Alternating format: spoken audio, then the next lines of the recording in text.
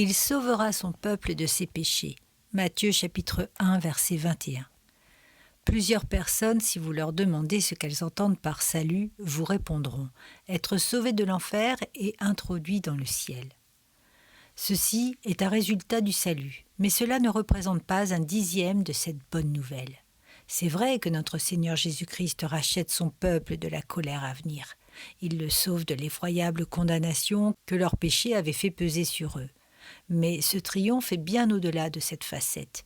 Il sauve son peuple de ses péchés. Oh, la douce délivrance de notre suprême malheur, où Christ accomplit son œuvre de salut. Il détrône Satan et ne lui permettra plus jamais d'être le maître. Aucun homme n'est réellement un chrétien si le péché règne dans son corps mortel. Le péché est en nous, il ne sera jamais complètement extirpé jusqu'à ce que l'esprit entre dans la gloire, mais il n'aura jamais la suprématie, une convoitise du pouvoir contre la nouvelle loi et le nouvel esprit que Dieu a mis en nous. Le péché n'aura jamais le dessus au point d'arriver à la monarchie absolue sur notre nature.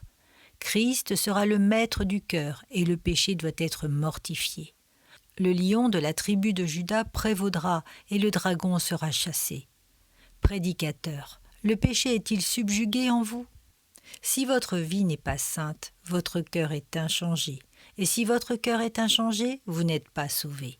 Si le Sauveur ne vous a pas sanctifié, renouvelé, s'il ne vous a pas donné la haine du péché et l'amour de la sainteté, il n'a encore rien fait en vous concernant l'œuvre du salut. La grâce qui ne rend pas un homme meilleur que les autres n'est qu'une contrefaçon indigne.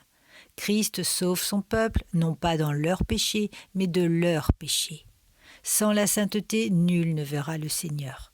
Que celui qui prononce le nom du Seigneur s'éloigne de l'iniquité. Si l'on n'est pas sauvé du péché, comment espérerons-nous être parmi son peuple?